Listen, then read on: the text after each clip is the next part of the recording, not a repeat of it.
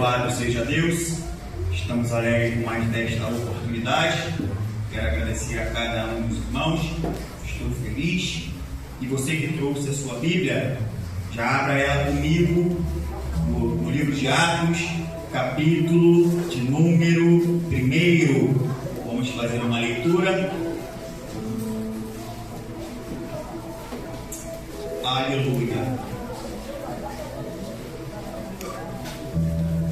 Eu te peço alguns minutos da sua atenção para que nós possamos compartilhar o que Deus tem para nós esta noite.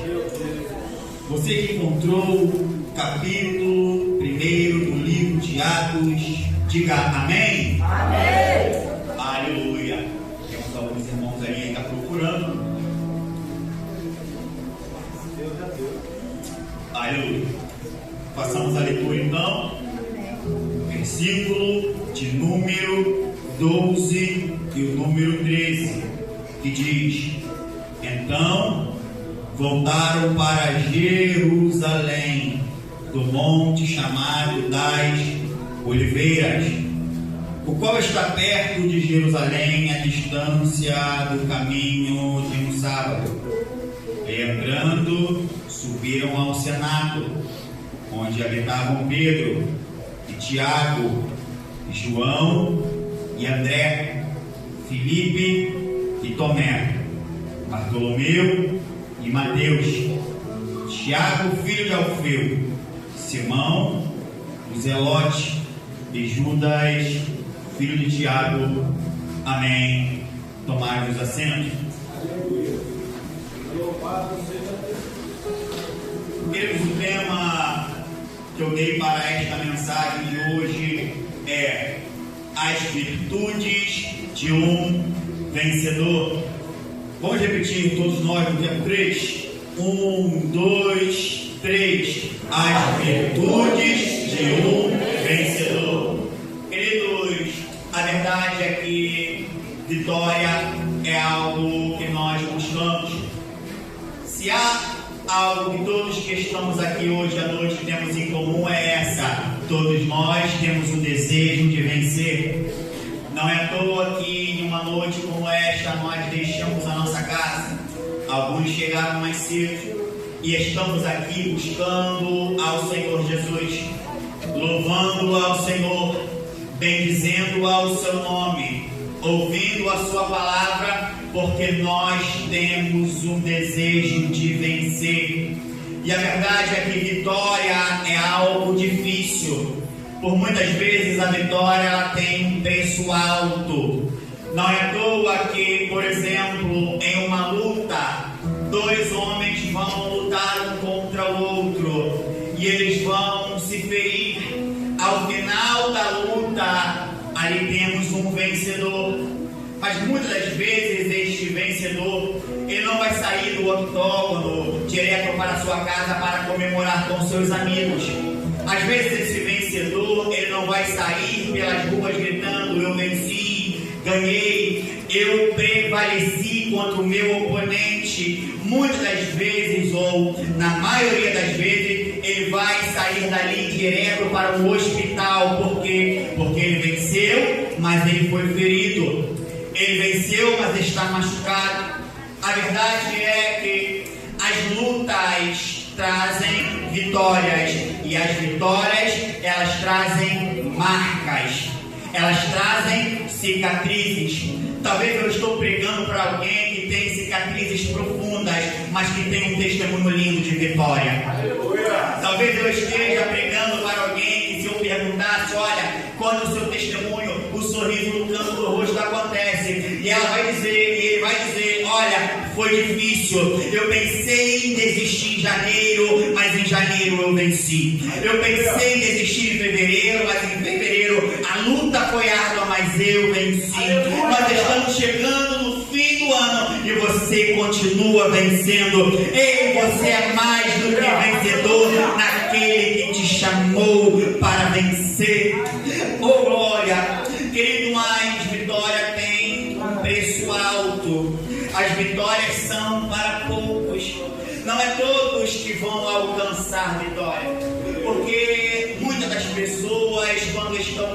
perto de alcançar a sua vitória, elas vão desistir da luta, elas vão abandonar a sua posição, elas abandonam a liderança, elas abandonam o seu lugar na fileira, quando estão próximos de receber de Deus a sua vitória. Vitória é para quem tem coragem de lutar, vitória é para quem tem coragem de enfrentar. Às vezes o brado de Satanás já te assustou, mas esta noite eu vim como profeta: você vence, você vence. Vitórias é para pouco, não é à toa que em uma corrida, ali para os vencedores, o pódio tem apenas 3 lugares. Quantos lugares eu disse? 3 lugares. E não interessa se a corrida tem 10, o pódio tem 3 lugares. Não interessa se a corrida tem 100 participantes, o pódio tem 3 lugares. Não interessa se tem 1000, o pódio tem 3 lugares. Mas eu trouxe uma boa notícia para você esta noite. Entre os poucos que vencem, Deus já escreveu o teu nome. Oh, glória! Queridos, embora nós estejamos buscando as vitórias em Deus, não para de crescer o número de derrotados que nós encontramos. Infelizmente, os derrotados estão por aí. Talvez na sua família você vai encontrar alguém que não conseguiu alcançar a vitória que você alcançou. E qual é a maior vitória do crente? É conhecer Ele. Conhecer Jesus. Jesus transformou a sua vida, mas não transformou a vida do seu irmão. Jesus transformou a sua vida, mas o seu filho continua desviado. Jesus transformou a sua vida, mas o seu marido ainda continua preso no alcoolismo, talvez preso na droga. Ei, Jesus, Ele alcançou você, você teve a sua vitória, mas talvez aquele que você ama ainda está sendo derrotado. E a verdade é que a derrota, ela atinge a vida do homem em várias esferas, como por exemplo no campo sentimental. Há pessoas que já desistiram de viver o extraordinário de Deus. Há pessoas que já desistiram de encontrar alguém para amar. Há pessoas que já desistiram, por exemplo, de ficar em casa só, não consegue ter um encontro consigo mesma. Se encontrar-se sozinha, precisa para a rua, precisa procurar um entretenimento. Pega o celular e se passam horas ali tentando preencher um vazio que só Jesus pode preencher. A derrota no campo espiritual está acontecendo e está sendo identificada. A verdade é que a derrota não alcança somente o campo sentimental, mas também alcança o campo espiritual. Às vezes as derrotas espirituais que o inimigo está tentando te impor está machucando tanto que você já não consegue abrir a sua boca para dar glória. Às vezes para falar em línguas é um custo. Às vezes para dar lugar é uma dificuldade, porque o espiritual está sendo abalado por causa das lutas. Mas do jeito que você está, não vai continuar. Eu não sei para quem eu estou pregando, eu não sei para quem Deus está palestrando esta noite, mas a mensagem que eu te trago é essa: Deus escolheu você, foi para vencer, e vai usar a tua vida lá na tua casa como testemunho, porque hoje você está recebendo unção de crescimento e de vitória. Oh, glória! A verdade é que a derrota, ela não vai encontrar a vida do homem somente no sentimental e no espiritual, mas também há pessoas que estão sendo derrotadas no ambiente social. Explica, eu vou te dizer. Qual que é a pessoa e a característica daquele que está perdendo a batalha no campo espiritual? É aquele que já tem dificuldade de se relacionar com os outros. Já percebeu que o número de pessoas que oram: Senhor, mata o meu vizinho da esquerda, mata o meu vizinho da direita, Senhor, prospera-me financeiramente para que eu compre a casa da esquerda e a casa da direita e o terreno seja todo meu, eu não aguento mais. A companhia das pessoas estão abalando aqueles que estão sofrendo derrotas sociais. registrado no livro de Provérbios, busca o seu próprio desejo, aquele que se separa, insurge-se da verdadeira sabedoria. Ei, a sabedoria de Deus é construir amigos. A sabedoria de Deus é construir laços fortes. Ei, não ande só, não. A corda de 3 é mais forte. Deus, Ele está te convidando a um relacionamento, não só com o seu vizinho da direita, nem só com o seu vizinho da esquerda. Deus está te chamando para se relacionar com Ele. Tem gente recebendo vitória aqui esta noite. Quem quer dar um grande de glória a Deus? Glória! Texto que nós acabamos de ler, nós vamos ver algo profético, porque há uma frase que me causa muito impacto, e a frase é essa: tudo é ensinado e tudo é aprendido. Vamos repetir isso todos juntos?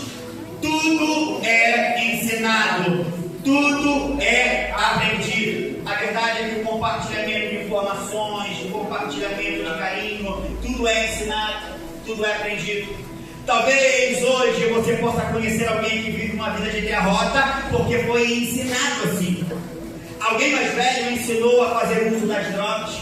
Às vezes o avô era viciado, o pai também era, e o filho viciado também. Ele aprendeu a viver uma vida de derrota. Queridos, mas Jesus, Ele vai construir uma escola. Jesus, Ele vai construir um fundamento de vitória. E Ele vai passar a ensinar os segredos de se obter as vitórias de Deus. E Ele vai escolher 12 homens.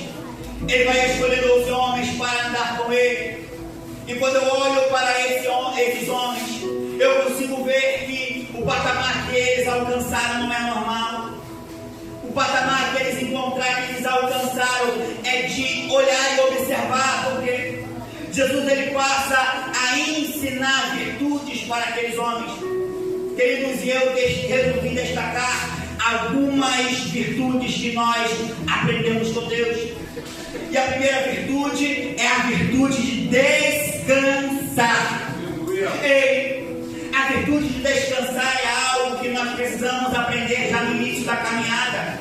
Porque quando se fala em servir ao Senhor, muito se fala em trabalhar, mas preste atenção, o descanso é importante. E como é o descanso do crente? É você fazer a sua parte enquanto Deus faz a parte dele. Descansar em Deus é algo que nós aprendemos já no livro de Gênesis. O livro de Gênesis vai mostrar Deus construindo a terra e tudo que nela há. E no seu 7º dia, Deus descansa, mas no seu 7º dia é o primeiro do homem. Do homem é o primeiro do homem. Então nós conseguimos observar no texto que no dia 1º do homem, o homem certamente está animado, porque tudo que Deus fez é bom. E talvez aquele homem conversava com Deus e dizia: Deus, agora eu quero trabalhar, agora eu quero fazer, eu quero usufruir, talvez mudar um rio de direção, eu quero desbravar as belezas que há e tem em. Aquele homem está animado, mas Deus vai separar aquele homem para ter uma conversa com ele. E Deus vai olhar: Adão, agora é o seguinte, Adão, hoje é o 7º dia, mas para você é o primeiro. E no seu 1º dia você vai ter a sua primeira lição. E qual é, Deus? Você vai aprender comigo a descansar. Você vai aprender comigo a descansar. Deus, o Senhor cansa? Não, eu não me canso, mas eu vou ensinar você a descansar. Eu vou ensinar você a descansar para que você entenda, Adão, que a caminhada comigo não começa com confusão, com briga, não começa com trabalho excessivo, não começa com desespero. A caminhada comigo começa com descanso. Oh, glória! Glória a Deus! Aleluia! Aleluia! Glória a Deus! A caminhada comigo, Adão, começa com descanso.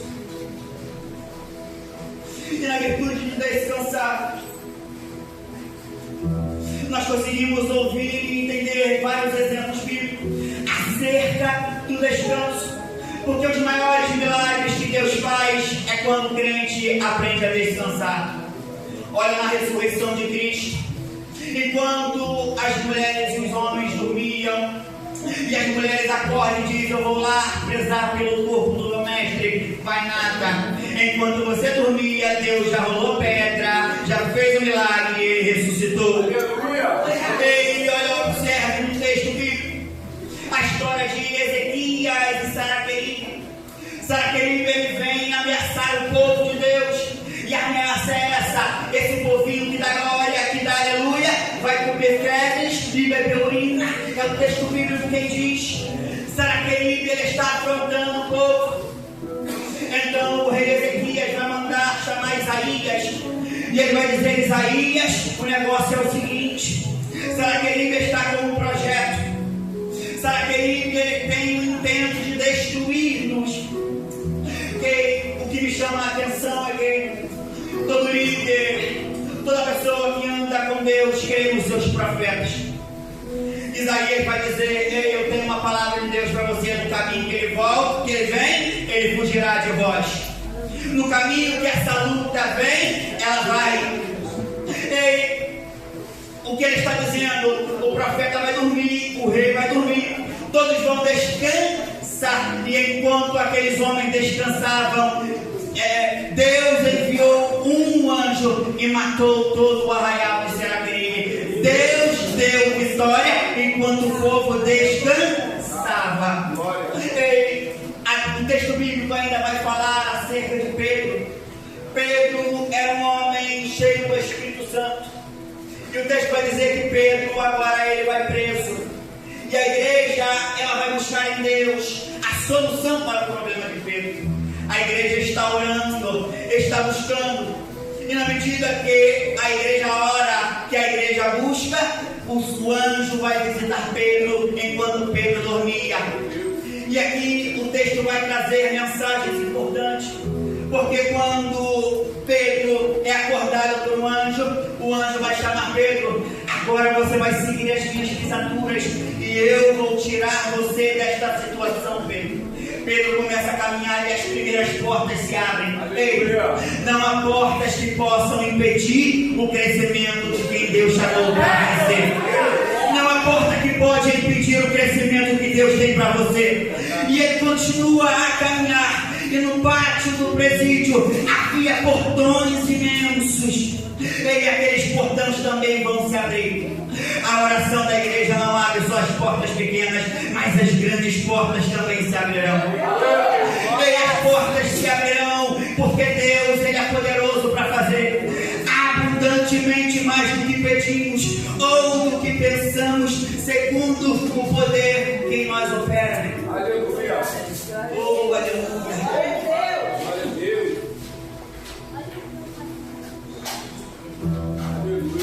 Louvado seja o teu nome. Eu já dei tanto glória e tanto aleluia, que agora já pode estar ficando sem voz. A presença de Deus é muito forte. Coisa maravilhosa. Coisa linda, Jesus. Queridos, a segunda virtude que nós aprendemos com Jesus é a virtude de estar no lugar certo. Você precisa entender que ministério é algo geográfico. É por isso que são pessoas que cantam bem no Rio de Janeiro, mas vão mal em Goiás. Há pessoas que pregam bem no Rio Grande do Sul, mas talvez não tenham uma boa desenvoltura nas comunidades do Rio de Janeiro. Talvez você, Deus chamou e prospera no Rio de Janeiro, talvez os seus parentes vieram do estado do Norte. Talvez vieram do Nordeste, vieram para cá, constituíram família. Por quê? Porque Deus os trouxe para prosperar aqui. Deus escolheu o seu lugar. E aonde nós encontramos isso na Bíblia? No livro de Atos, no capítulo 17, o verso de número 26.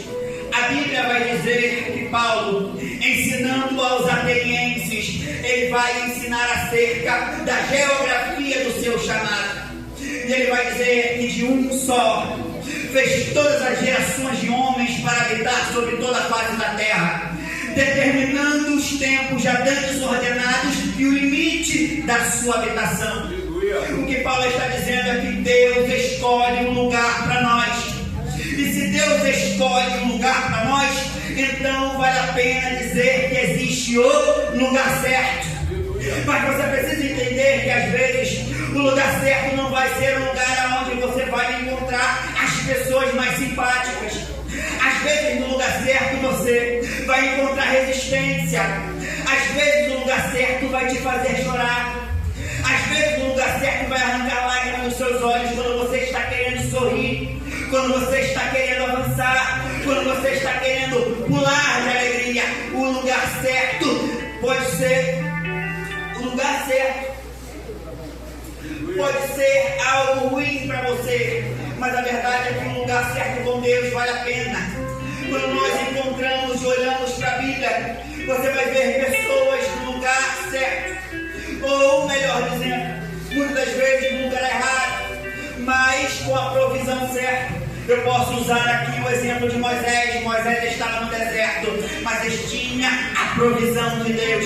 Ei, talvez você possa estar dizendo, mas deserto não é lugar de crente, deserto é lugar ruim. Ei, mas deserto com Deus ainda tem maná. Deserto com Deus, ele ainda abre o mar. Deserto com Deus ainda tem vitória. Quem recebe, dá glória a Deus aí. Oh, aleluia. Existe o lugar certo. O texto vai dizer que um dia Jesus ele entra no barco com alguns discípulos e ele vai agora em direção a uma região chamada de Decápolis. E nesta região era formada diversas províncias e uma dessas províncias era chamada de Província dos Gadarenos. E ali encontrava-se um homem miseravelmente endemoniado. Aquele homem estava no lugar errado. Aquele homem estava no lugar errado porque Deus não criou o homem para ser prisionado por vício nenhum. Deus não criou o homem para ser morada de espíritos imundos. Aquele homem estava preso. Quando Jesus chegou e o libertou, ele voltou para dentro da sua casa, que é o seu lugar certo. Ele voltou para a sua família. E talvez eu esteja pregando aqui para alguém que tem um parente preso. Deus manda liberar esta palavra. Ele vai sair de lá, porque lá não é o lugar que Deus escolheu para ele. Deus vai trazer ele para o lugar certo. Glória. Louvado seja o teu nome, Jesus. Aleluia. Aleluia.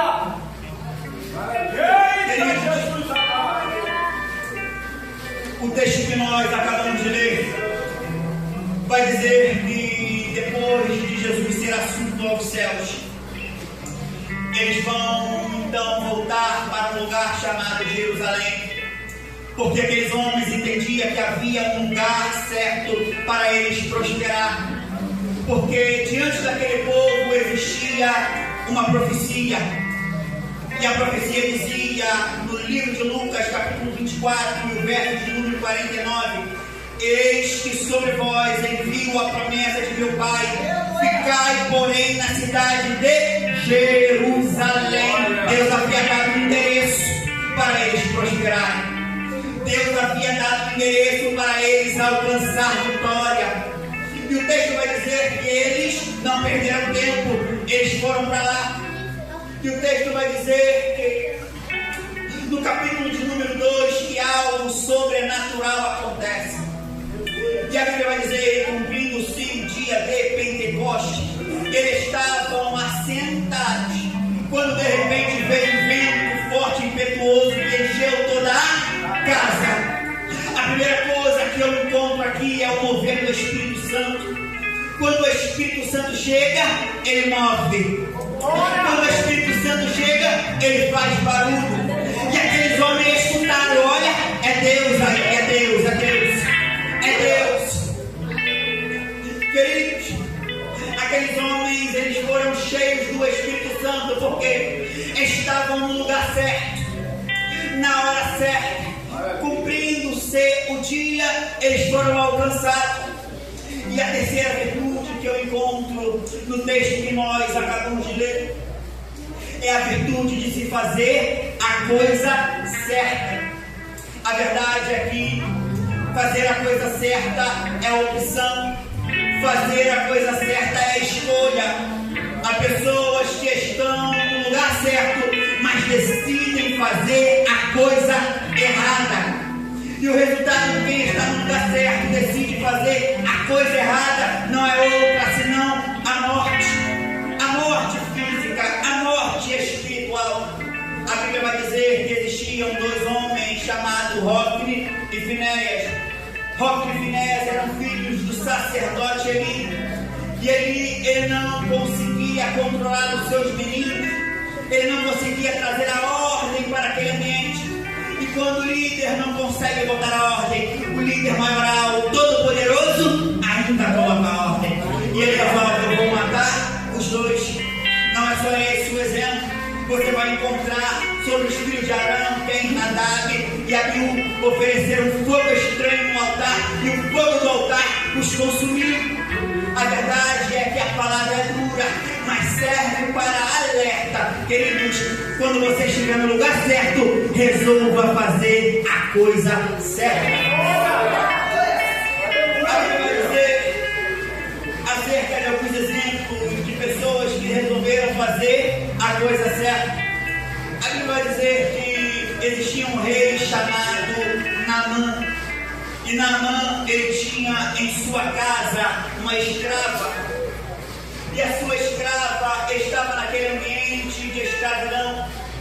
Queridos, a verdade é que qualquer um que estivesse num ambiente como ela, talvez, teria dificuldade em liberar palavras de vida. Palavras de vida, palavras de prosperidade, palavras de cura. Aquela mulher, aquela jovem, ela decide fazer diferente.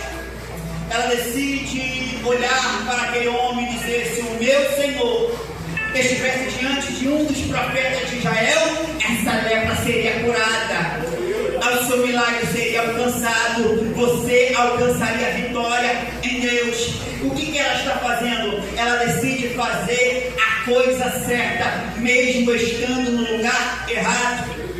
Queridos, a verdade é que o texto não para só por aí. Nós podemos usar também o exemplo da mulher do fluxo de sangue. Aquela mulher que sofria ao mal há muitos anos. Ela estava aonde? Dentro, ou seja, no meio da multidão.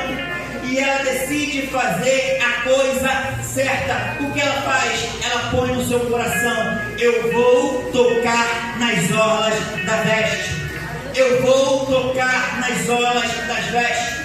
E aquela mulher, ela decide fazer a coisa certa e alcança a cura, alcança a misericórdia. O texto vai dizer também que havia um homem que estava no tanque, sofria de uma enfermidade há muito tempo. E Jesus, ao se aproximar daquele homem, ele estava vindo para oferecer cura. E aquele homem está ali assentado há muito tempo. E Jesus, sabendo disso, chega e se aproxima.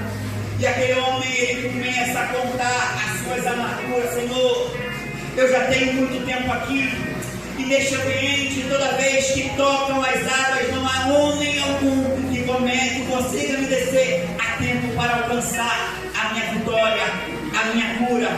Querido, Jesus percebeu que o sintoma daquele homem era mais grave do que a própria doença. Porque aquele homem tinha perdido o que não podia se perder: a esperança de ser curado. Talvez você que está aqui esta noite busca uma cura, busca uma previsão, uma provisão de Deus. Não perca a sua esperança, porque o Senhor não esqueceu de você. Não perca a sua esperança. Continue orando, continue buscando. Deus não esqueceu de você. Oh glória! Aqueles homens estavam no lugar certo, fazendo a coisa certa. E a graça de Deus os alcançava, e todos foram cheios do Espírito Santo. Queridos, eu quero aqui finalizar esta breve mensagem Eu quero já agradecer a oportunidade ao pastor.